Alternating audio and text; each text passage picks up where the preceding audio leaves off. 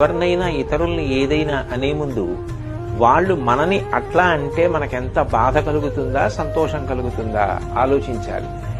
మనం ఎవరికైనా ఏదైనా చేసే ముందు వాళ్ళు మనకి అట్లాంటి పని చేస్తే ఎట్లా ఉంటుంది అన్నది ఆలోచించుకోవాలి.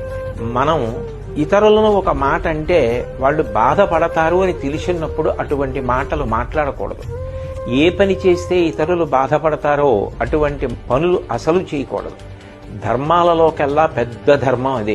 ఈ సంయమనం అన్నది పాటించాలి. 84 లక్షల జీవరాశులలో వాక్కు ఉన్నది మనుష్యుడికొక్కడే. ఆ మనుష్యుడు తన వాక్కుని 10 మంది శాంతి కోసం సంతోషం కోసం వాడాలి తప్ప ఇతరుల మనసులు గాయపడడానికి మాటని వాడకూడదు.